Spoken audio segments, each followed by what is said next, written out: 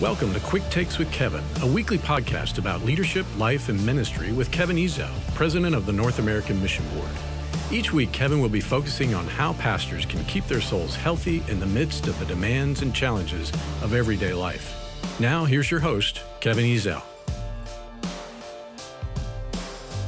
Hey, pastors, Kevin Ezell from the North American Mission Board. Here with just some quick takes with Kevin today with my good friend Jeremy Morton, pastor of First Baptist Church in Woodstock, Georgia. Jeremy, thanks for joining us today, man. I appreciate it. Kevin, honored to be here. God bless you. Thank you.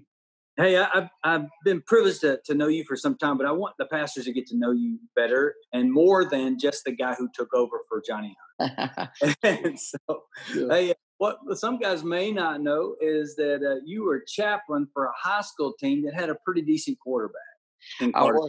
I was, Kevin. Certainly that team is not remembered for me being the chaplain. I can assure you of that. But there was this kid from Cartersville, Georgia, that was a pretty decent athlete. His name was Trevor Lawrence. And he left Cartersville to go to Clemson. He's already won a national championship. I think he'll win the Heisman next year. I think he's a future first-round pick. Trevor has a bright future. And I'll say this, Trevor's not only special because of what he does on the field, Kevin, he's the real deal. I believe he has a heart for God. And I was able to see that as an insider when he was in high school. Well, also, what guys may not know, Jeremy, you take the time to disciple guys one-on-one like every pastor should. And if I were to ask you who your favorite team is, I know you're from Georgia, so that has to be someone. But it's not to root for guys that you've actually invested in, like you've invested in Trevor and right. Another player at a nearby school that's pretty decent in Alabama. That's right. That's right. So being a Georgia guy, of course, I pull for the Georgia teams. I love the Bulldogs. I love Clemson because of Trevor. But there's also a young man that's very special to me. His name is Miller Forristall, and he's a tight end at the University of Alabama. He's got one more year. Miller has the opportunity to start this year.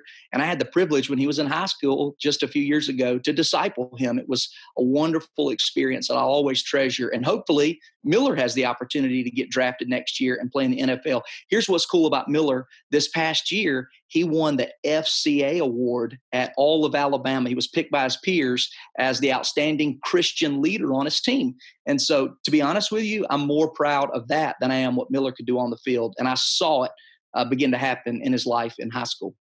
That's incredible. Yep. Thank you for your example in doing that. And hey, today I'd like to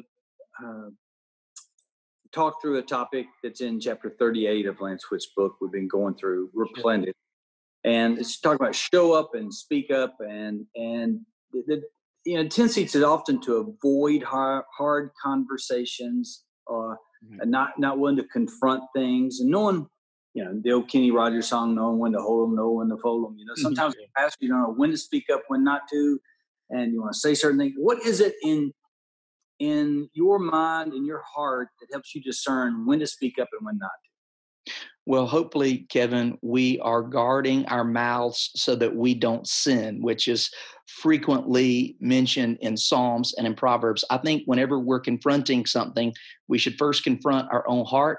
Oh, God, help there to be no sin in my own life. Help me to not come across as harsh or critical or mean or unkind, right? We should courageously address the issue, but we should not do so in a way that isn't Christ-like. I think we need the wisdom of God in this. So I'm always praying, God, give me wisdom, give me the right tone whenever I'm addressing something that I know could be a bit heated or could be difficult. But I also think that we should be clear and we should get to the point. I think if we delay hard conversations, we're only making it harder for ourselves and for the person that has been potentially offensive to the ministry and whatever we're confronting. A church member, a church staff person, a friend, whatever. I think if we don't confront it, what we're doing is we're pushing an unnecessary war further down the street, which is terrible. So, right. No, you're exactly right. And there's two different types. There's sometimes you need to have those private confrontations one-on-one. Then some things happen in society that you need to confront in a general way. Absolutely. And going through, you're from Georgia originally, and there was recently a shooting in South Georgia that's very unfortunate and just uncalled for. And then in Minnesota, Mr. Floyd. And what is it as a pastor? How do you make that call on, because I mean, there's something that you could speak up about every week. Absolutely. And so you have to be discerning on when to, when not to, and how do you make that call? Well, Kevin, I don't think that the news media should drive the narrative of our messages, our preaching on a weekly basis. But I think to ignore the masses being drawn to an issue that has our attention, something that's captured the attention of the public, to not address that is to lose your prophetic mantle, the privilege to be the leader and to speak into the lives of people. So again, this comes from being spirit-filled. We need the wisdom of God. I believe that all of our preaching should be biblical. It should be rich and theological. But if it's not personal, if it's not a specific application to the people that are watching online or in the room with us, then we've missed the mark. So I certainly don't want to be a pastor that's overly aggressive about preaching the current news cycle, but nor do I want to ignore it. If it's on Main Street in my community, then it needs to be addressed biblically from the pulpit in our church.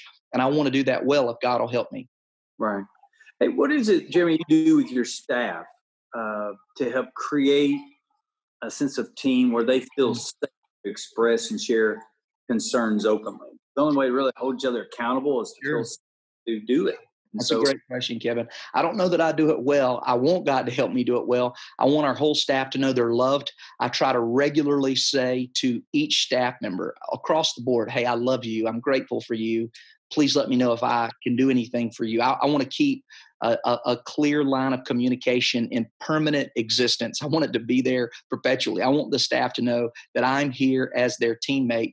We do some really unique things together as a group. We have weekly prayer for 30 minutes, which in Woodstock can be difficult because our staff is spread out over the church and not just the campus, but the community. We have staff that works in our community.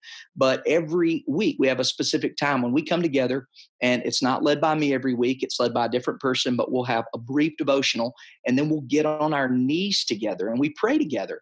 And that sweet time of just staff prayer, right? Jesus told us that his Father's house was to be a house of prayer. Well, if it's not a staff of prayer, how can it be a church of prayer? So we pray together.